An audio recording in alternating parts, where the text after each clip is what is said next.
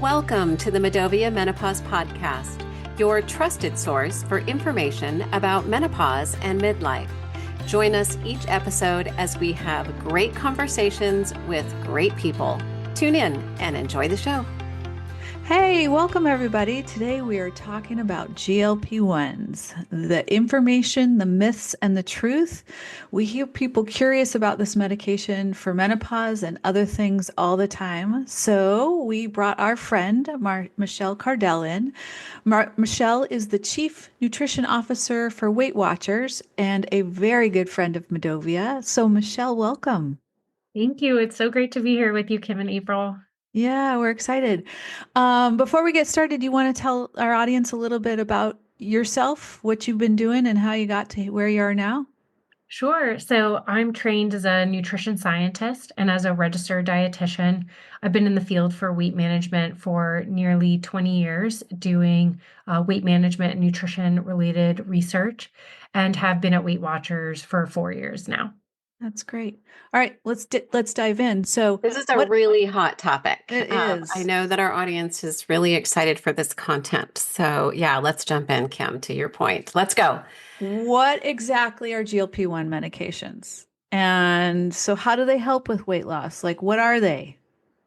Yes. So GLP-1 medications were originally developed to manage type 2 diabetes.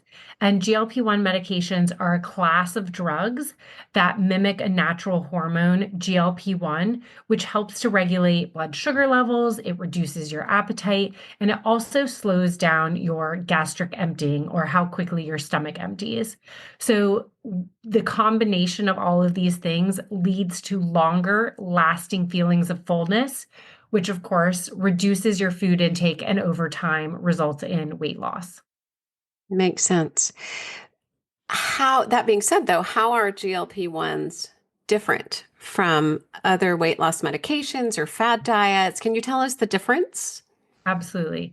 So GLP-1 stand out from fad diets because they are not like a quick fix. Rather, they're an evidence-based tool for treating the chronic condition of obesity. And these medications actually address those biological drivers of excessive weight gain. They're also much more effective than earlier editions of weight management medications, which, I think is part of the reason why they've created such a buzz.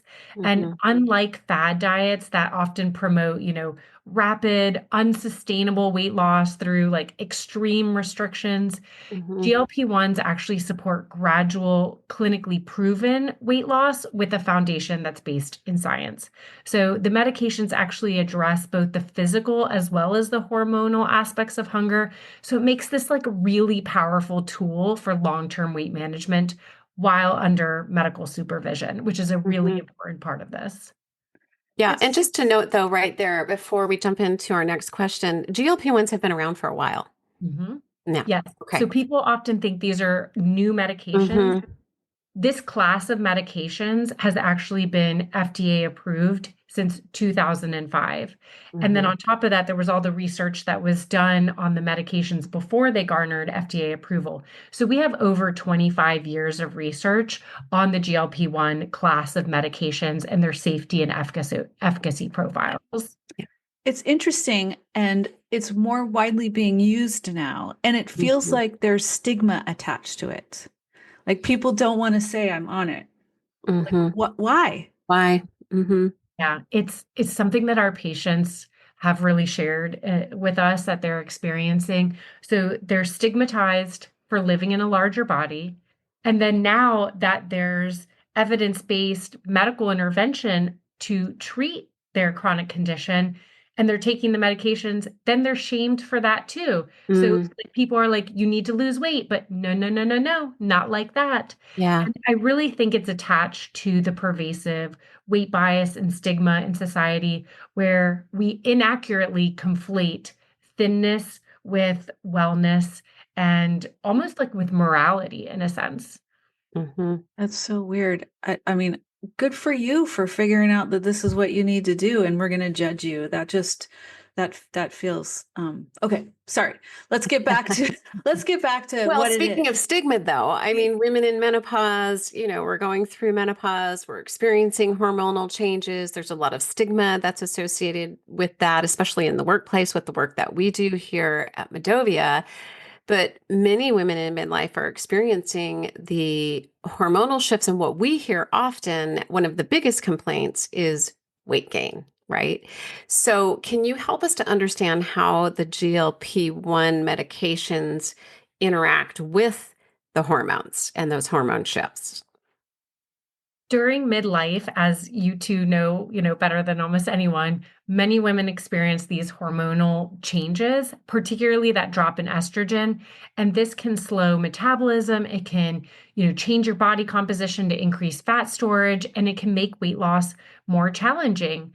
And so the GLP-1 medications work by mimicking, this hormone that our body already creates and helping us regulate that blood sugar, which can become problematic post-menopause.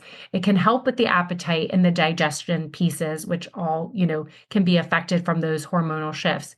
And while the GLP-1s don't replace estrogen or directly alter any menopause-related hormones, GLP-1s can help counteract some of that metabolic slowdown by, improving things like insulin sensitivity, by reducing cravings, by promoting that feeling of fullness. And this makes them especially helpful for women navigating that weight gain during peri or postmenopause, because what they were doing before might not feel as effective as it once did. But we're really interested at Weight Watchers around the efficacy of our programs for women in midlife, and we actually did some research using one of our randomized controlled trials looking at the effectiveness of the Weight Watchers points program for women of menopausal age, and we saw it actually was highly effective for producing clinically significant weight loss. So in our study of over 300 people, we saw that the Weight Watchers program actually led to an average of nearly 7% body weight loss in a 6-month period, or 14 pounds after being on the program for 6 months. And I think this does highlight that the utilization of evidence-based, comprehensive lifestyle modification programs Yeah. like Weight Watchers can be really helpful for women in midlife who are seeking weight loss. Yeah, I'm glad you guys have done the studies on it, because it's interesting to get like real feedback, not just anecdotal. But Yeah. I'm curious about the idea of appetite, cravings, emotional eating. I know that there's the idea of food noise, quote unquote, food noise sort of goes away. And can you explain how and why that happens? And like, is this, it's a shot, right? You take a shot and all of a sudden you don't feel like you need to eat as much as you did before. Like, I don't understand what's going on there. Isn't that incredible? Yeah. So, these GLP-1 medications work by mimicking that natural hormone that actually helps regulate hunger signals in the brain. So it's that conversation between your gut and your brain, Mm. leading to that reduced appetite, the fewer cravings, that greater sense of fullness after eating. And so, for women going through perimenopause and menopause, those hormonal fluctuations can intensify that emotional eating. It can disrupt their Mm. normal, like, hunger cues. So this is where GLP-1s can be particularly impactful. So by studying those signals, GLP-1s can make it easier to distinguish between what is true hunger and Mm. what's a stress or hormone-driven craving. And women, many women report feeling more in control around food, with less Mm. urgency to snack or overeat, making these GLP-1s such a powerful tool. And, we did do a study in collaboration with Dr. Leslie Heinberg at the Cleveland Clinic in adults on these medications, and we saw significant decreases in emotional eating, as well as significant improvements in stress and overall quality of life.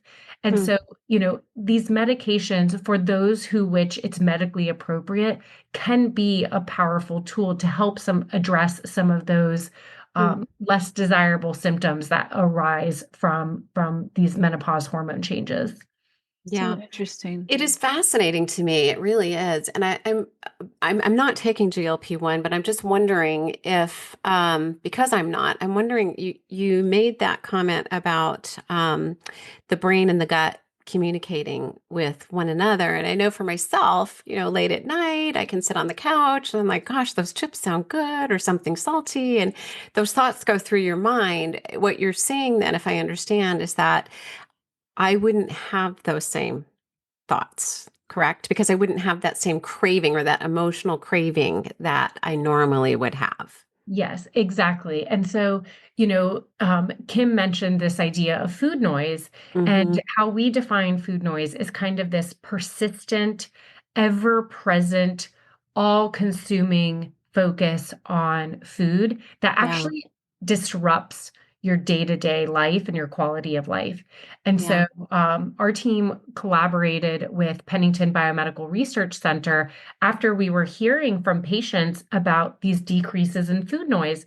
As scientists, we hadn't really heard this Mm-hmm. until these medications came out. And we are like, this is so interesting. We need to find a way to actually measure this. And so, in collaboration with Dr. H.M. Dictas and Dr. Corby Martin at Pennington, we actually developed the first scientifically validated way to assess food noise. Wow. And we're seeing in our patients significant decreases in food noise even within a month of taking the GLP-1 medications. Wow. That's incredible. That's Yeah. incredible. And how much of a relief that has to be, right? If it's a constant noise in your head to be able to think about other things in life, Yeah. right?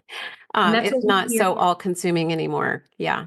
And that's what we hear from the patients. They tell us, like, holy cow, I didn't even realize that there was this like persistent voice in my head. Like I would be eating breakfast and thinking about what I was going to eat for lunch, Yeah. at the same time. And when that goes away, there's a sense of relief. And Mhm. we saw an over 50% increase in quality of life in 6 months in Wow. patients on these medications, which I mean, 50%. It's unbelievable. I mean, they Yeah. had improvements in their sex life, in their Yeah. self-esteem, in the distress that they felt in public. They felt better at work. I mean, it's really having beneficial effects across a variety of components of their life.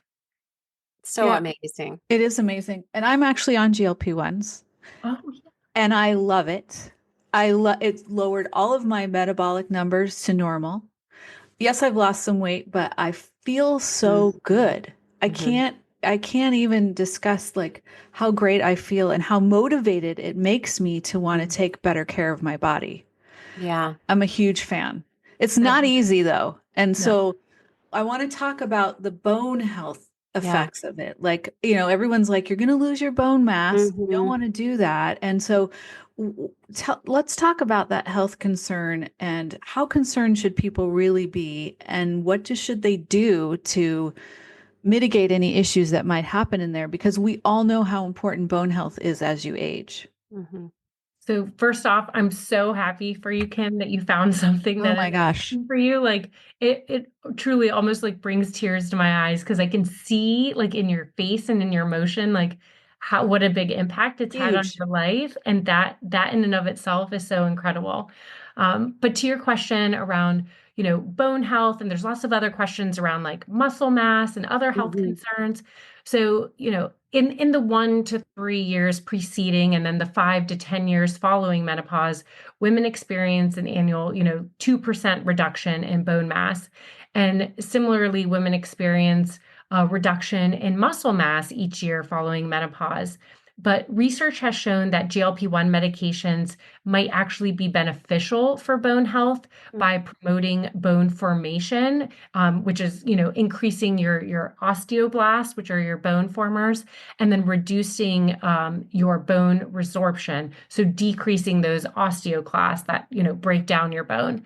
And this is resulting in no significant impact on the bone fracture risk. So on the other hand, research has shown that approximately 25 to 39% of total weight loss during GLP-1 treatment is muscle mass. And this muscle mass loss is largely attributed to the quantity of weight loss. Anytime you lose weight, you're going to Mhm. lose a proportion of fat and lean Mhm. mass. And Mhm. so, even though those numbers sound startling, they actually very much mirror what we see in other forms of rapid weight loss, like what happens, after bariatric surgery, or if you lose weight rapidly on a lifestyle program. So, I think the key focus is to really prioritize resistance training, which I know you all talk so much about, which you want to do at least 2 days per week, but more if you can, and ensuring that you're eating a diet that's high in lean proteins, calcium, and vitamin D. And, having that, those four pillars of calcium, vitamin D, lean protein, and resistance training can help attenuate a lot of both that bone loss, but also that muscle mass loss as well. It's very interesting to me that it's comparable to other weight loss programs because I think there's been some scary media out there about Mhm. now we're going to have an osteoporosis crisis. And Mhm. what I'm hearing you say is at any time you should pay attention to all those things you're talking about, right? Protein, vitamin D, weight-bearing exercise, which by the way is my second more favorite thing that I'm doing to help my menopause. My first being my estrogen patch, which you'll have to take out of my dead hand. But I think it's really interesting that that scary stuff out there is not scary. Yeah, and I do want to put the caveat there that a lot of folks are getting these medications without that medical Right. supervision and intervention. And I think that's where the concern comes, where people are just being given these medications without guidance around nutrition, physical activity, Mhm.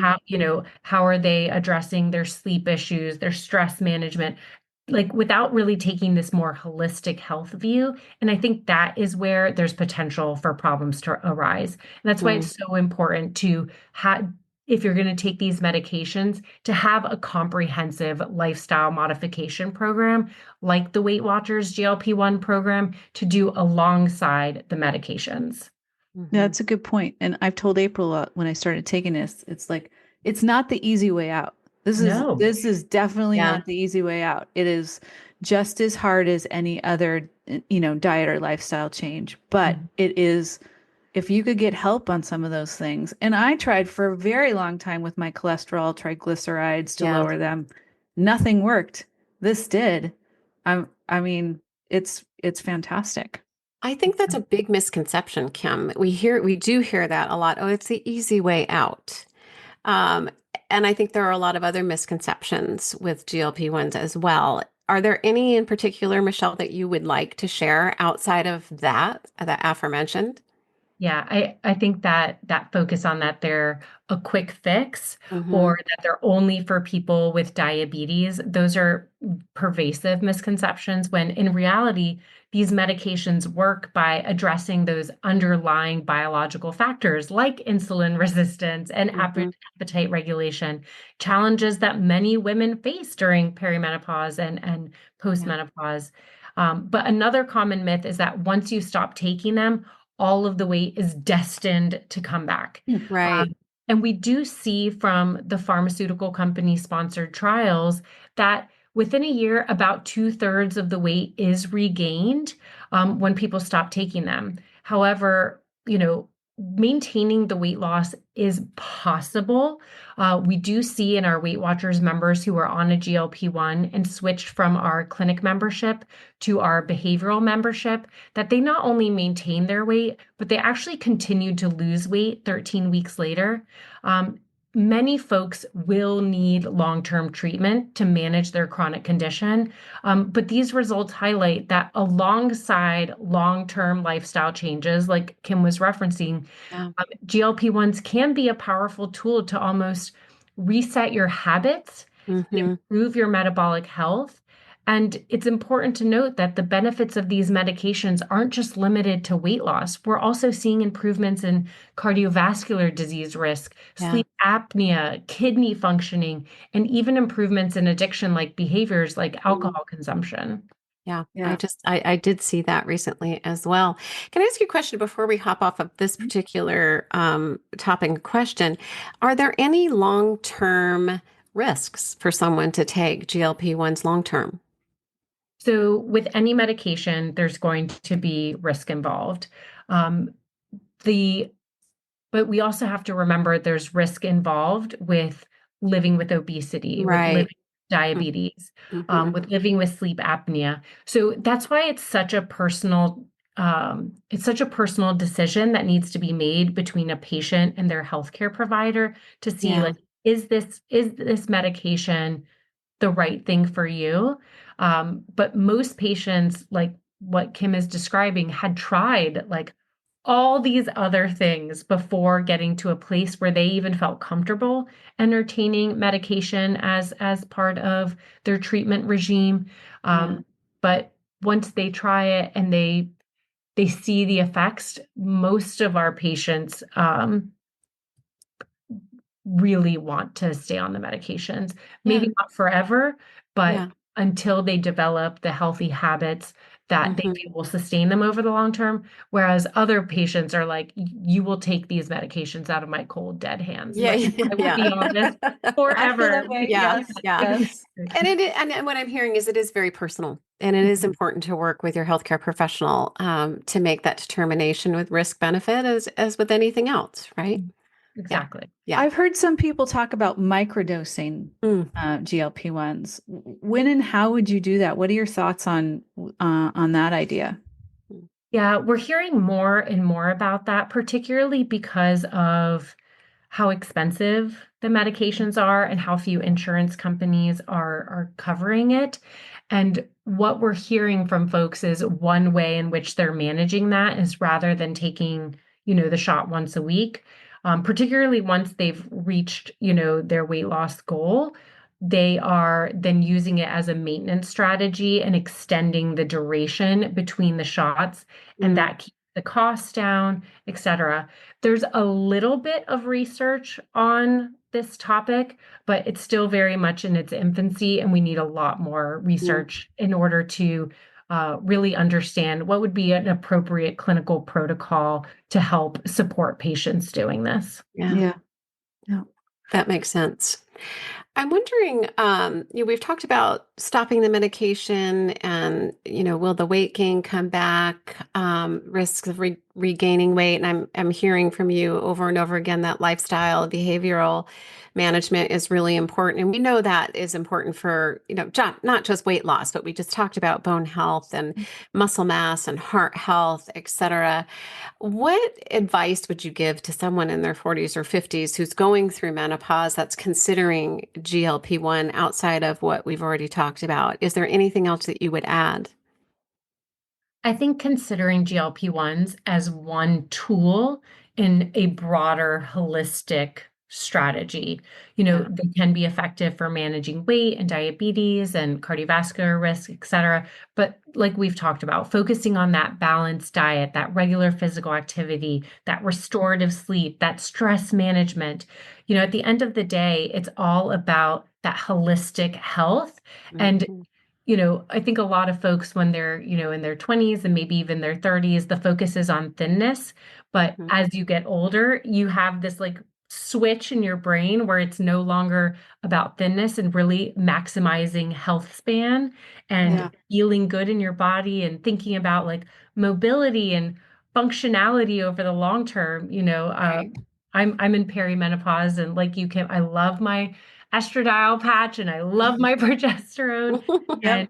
and my hot yoga classes and my resistance training and my weighted vest. These are all the things I do, not to think about a number on the scale, but really to think about, I want to be able to run around with what I hope to have, future grandkids one day. I want Right. to Yeah. keep hiking, with my husband who's from Alaska. I want to be able to keep hiking in Alaska, well into our 60s, 70s, and maybe even 80s. Yeah. Like, that is what is motivating me at this point. And in talking with you all, I feel like you all have had similar experiences as well. We're big Yeah. fans of the weighted vest. Yeah, We we could all both, walk together. We should send each other some pictures. Yeah, we look. yeah, I feel like sometimes I look crazy with my weighted oh, vest for and sure. raincoat and I everything know. else here in Seattle. But you know what? The other thing is I don't care because Right. it's not about how I look. To your point, Michelle, it's about my health and health span and being strong and healthy and around for a very long time doing the things that I love. Yeah, Mhm. and I love that mindset shift as well. Right. Yeah. Yeah. Yeah. It's Well, very that's a liberating. Yeah, totally it is. 100% liberating. I've been telling everybody about my weighted vest. I mean, I got a lot of things I'm pretty excited about right now, but GLP-1s and weightlifting and weighted vests, you'll be bored for that conversation. But um, there are some side effects, and the media also does a really good job of scaring you about the side effects. What are the side effects that people might experience when they're on this medication? Well, the most common side effects are typically related to the digestive system. So many women will experience mild to moderate nausea, especially when starting or increasing their dose. Other possible side effects can include, bloating, constipation, diarrhea. These symptoms usually improve over time as the body adjusts. Eating smaller, balanced meals, staying well hydrated, really prioritizing lean protein, fruits and vegetables. All of these things can help minimize the discomfort. Less commonly, some people might experience fatigue, headaches, heartburn. So it's really important to work closely with your healthcare provider to manage your side effects.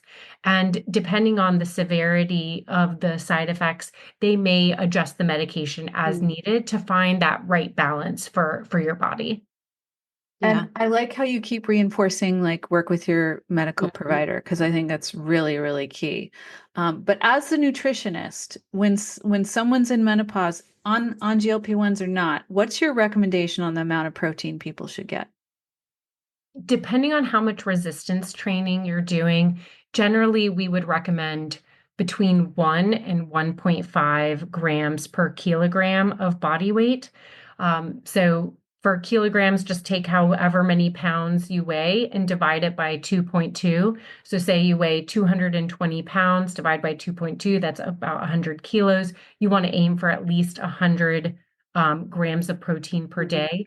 An Yeah. easy rule that's much easier, I think, to remember is thinking about the 30-30-30 rule, which is Mhm. at least 30 grams of protein per meal, at least 30 grams of fiber daily, and at least 30 minutes of physical activity per day.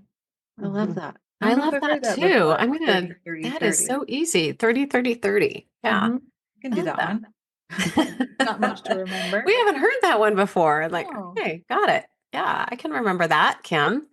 Oh man, this is such good I information. know, I And feel like we could keep talking about GLP-1s. But I'm going to recap because that's what I do, right? We keep hearing from you that it is important to work with your healthcare provider. It is important that you consider lifestyle, behavior, nutrition, exercise, that you really look at this in a holistic manner, and also the perspective of health span versus just lifespan, that this isn't just a quote, I'm using air quotes here for our listeners, weight loss drug, right? So is there anything else, Michelle, that you really, gold nuggets that you really want to leave our audience that we haven't talked about? Yeah. I think a lot of folks tend to see these medications as being like a crutch. And I just want to like be clear about that GLP-1s are not a shortcut and certainly not something to feel guilty about.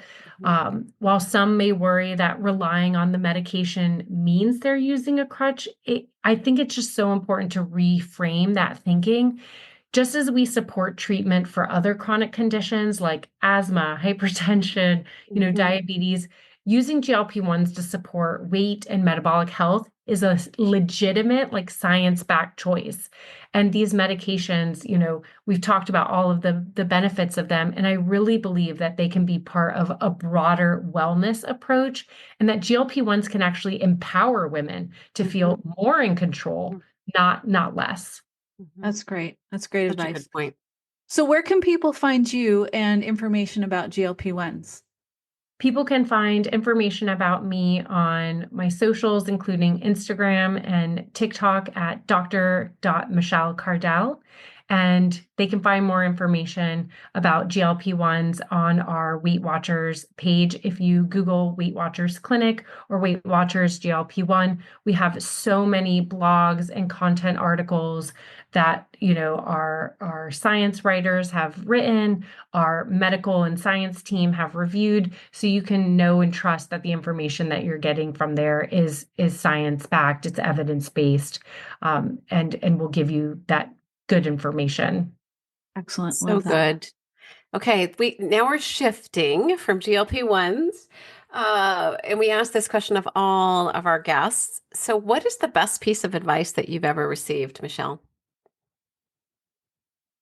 The best piece of advice I've ever received, that is such a hard one. I think it's to be unapologetic about who you are and what you need to not just